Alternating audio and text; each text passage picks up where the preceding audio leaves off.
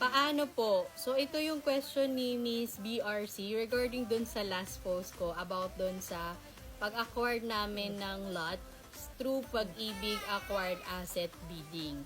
So, ang gagawin lang po natin is punta tayo sa website ni Pag-ibig, which is www.pagibigfund.gov.ph.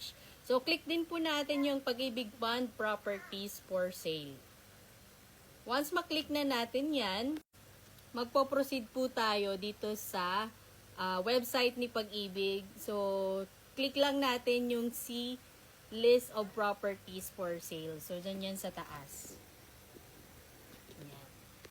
Then, magpo-proceed po tayo dito sa create buyer ID. So, click nyo lang po yung create buyer ID.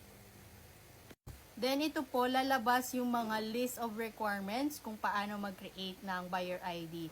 So, yung buyer ID po, gagamitin natin yan para makapag-online bidding po tayo sa Pag-ibig website.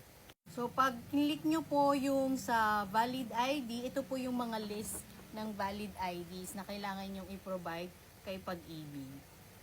Meron din po silang guide kung paano mag-selfie with the ID or with the valid ID po.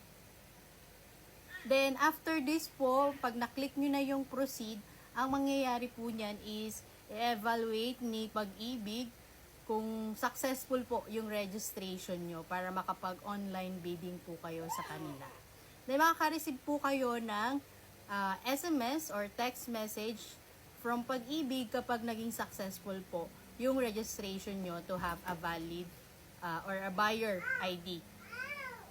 Yun lang po. And sa mga susunod po, kapag may mga gusto po kayong malaman regarding the Pag-ibig, follow lang po kayo for more para maging updated po kayo sa next video. Thank you so much!